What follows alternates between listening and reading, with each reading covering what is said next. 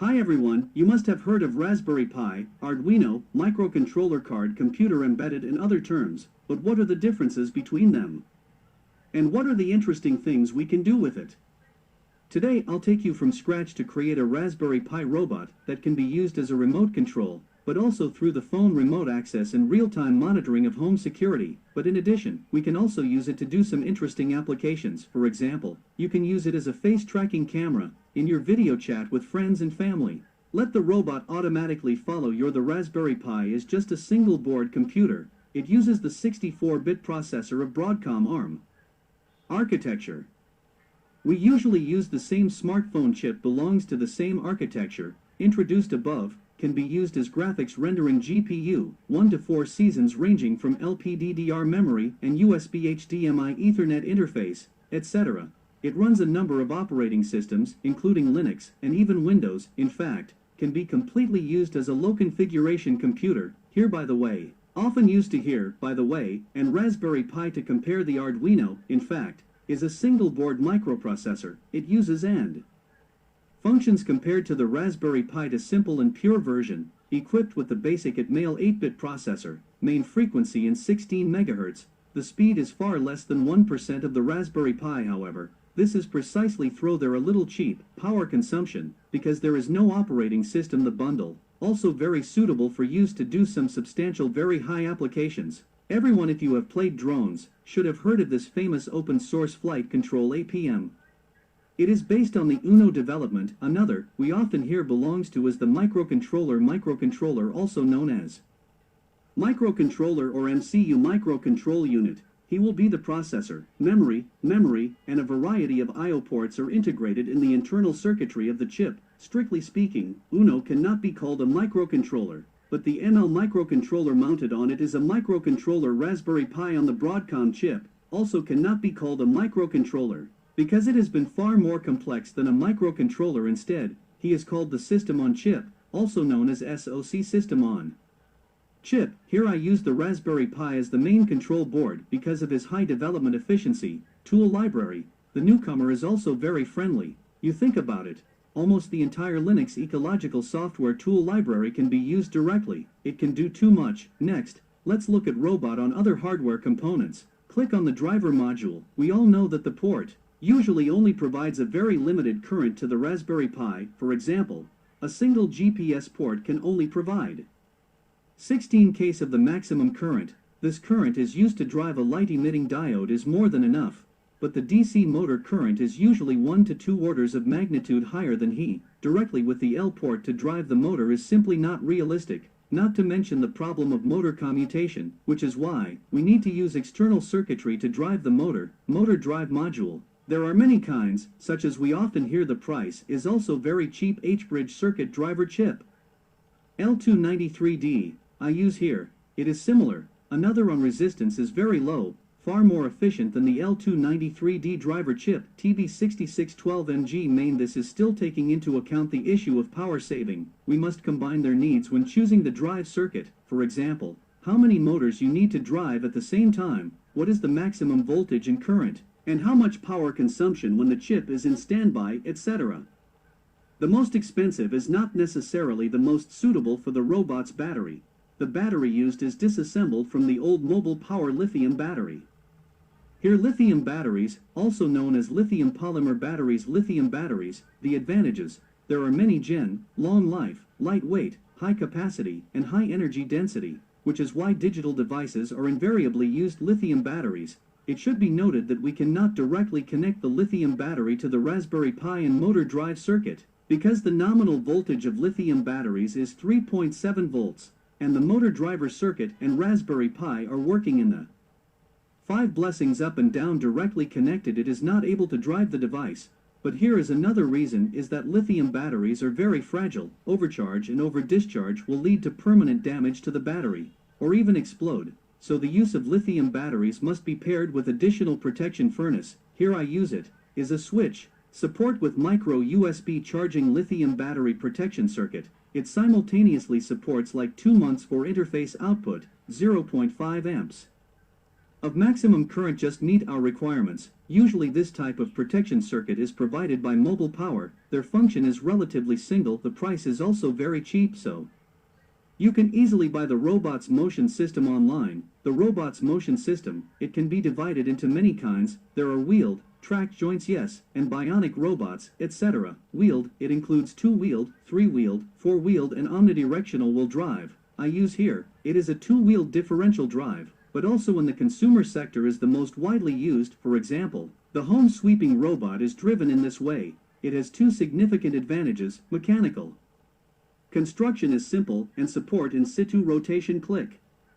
The motor part, I use the Model 2 Zero DC geared motor. In fact, on the basis of the ordinary motor plus a gearbox, in the case of constant power, although reducing the speed of the motor, but can provide a larger torque, as we robot it, the use of small power accessories, and after the installation of electricity, it will have a certain weight. In this case the use of geared motors is very suitable for the camera. The camera, I use a USB camera with infrared light, so that in low light or at night, can also be used normally. We choose the USB camera, in fact, only need to see whether the camera supports the UVC protocol. Now on the market, it is rare to see. Do not use the UVC protocol camera, so if there is an idle camera at home, usually can also be directly. The interface is widely used in mobile devices, mainly because it supports higher bandwidth, higher resolution image transmission OS installation. First of all, you need to prepare a blank SD card, but the faster the read and write speed, the better. Then, go to the Raspberry Pi official website to download an operating system called SPIOS. This operating system, it is based on Debian, is one of the most used Linux distributions, such as we often hear Ubuntu is based on the band becomes, and then we. You can follow the steps provided on the official website. In addition, download a tool called SPIimage, and then write the downloaded operating system image to the SD card. After writing it, we just need to put the SD card back without shooting, connect it to the USB power to boot. You can use the Raspberry Shoot by using an external USB keyboard and monitor, but this is more trouble, because you have to. Here I am using remote operation to use the Raspberry Pi. First use the Raspberry Pi to connect to the home Wi-Fi, and then use SH to access the Raspberry Pi. SSH on Linux is a tool that is often used. It is used to communicate with remote servers and encrypted transmission protocol. Here it is. We will use him from your PC, Mac or Linux system inside the remote operation of the cow Raspberry Pi. Start with SH method. It is actually very simple. After the operation system is written to the SD card, do not rush to remove the SD card. We can find a partition called boot on the computer, and then create a new empty file, and named SSH on it. The method of configuring Wi-Fi information. The way to configure Wi-Fi information is very similar. We also create a file called WP, a significant in this partition, and then paste the following text into it, and set the information here and here to the home Wi-Fi name, and password can be set. After setting the file, save the file, remove the SD card, plug in the Raspberry Pi and connect the power. At this time, you just need to log into the home. If you're not surprised, you'll see the same results as me. It allows us to communicate with the hardware through the GPL port on the Raspberry Pi, which is the steaming dumplings here, and it is very convenient to use, and a variety of common hardware are encapsulated, such as LED buttons, motors, and a variety of common sensors, and their interaction. It is usually just a few lines of code pool. At the same time, this pants also retains enough flexibility to allow us to freely control the signal and use of each port. For example, here it is. We need to use two digital output ports and a PWM port to achieve control of a single motor module and Raspberry Pi. For example, here we need to use two digital output ports and a PWM port to achieve control of a single motor, the motor module, and the Raspberry Pi connection. So how should we connect the motor module to the Raspberry Pi GPL port? We first look at the user manual of the motor driver chip to understand the purpose of each pin on it. You can see that A01 and O2 are applicable to like the first motor output port. We can directly connect to the two ends of the motor. The same reason BO1 and BO2 is to the second motor is. Port A1 and A2 here is used to control the motor steering and working mode of the specific control mode. You can refer to this table. For example, when 1 and 2 respectively for the high level, click clockwise rotation. If the high level, click counterclockwise rotation. At the same high level, the motor is in braking mode. Here the PWM port it is used to control the motor speed. PWM is the abbreviation of path width. Translated, is pulse width modulation. It uses digital signals to generate analog signals a common way. We all know it. In the digital circuit, the signal is only high level and low level. Digital circuit, it cannot directly generate a continuous change in voltage, but we can alternate between high and low level signals, and by adjusting the high level of the total period of in our example, a duty cycle of 100% represents the maximum supply voltage output to the motor. Duty cycle of 50% represents the maximum supply voltage of 50% applied to the motor. After understanding the purpose of each port then, we can follow this diagram to connect the power module to the GPL port of the Raspberry Pi. As GPL is a universal port, for A1 A2 B1 B2, we can choose to connect to any digital port of the GPL. Here O1 O2 BO1 and BO2, we can directly connect to both ends of these two motors. PWM, then we need to connect to the Raspberry Pi. The only two can be configured as hardware. PWM ports, which is the port number here, 16 and 18 hardware. PWM means that the PWM signal output is not simulated by the software, but generated with a hardware clock, so that the waveform generated, less interference, higher control accuracy, VC and VEM, are to provide the control chip and motor power supply voltage, respectively. We will connect them directly to the power module. Town level here ground. We will connect it to the negative pole of the power supply can be.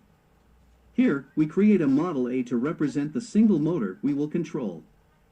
When we initialize the model instance, we ask for 3 parameters to be passed in, representing the 3 GPL port numbers connected to the YI, YII and PWM, where the YI and YII ports we will use to output simple high and low level signals.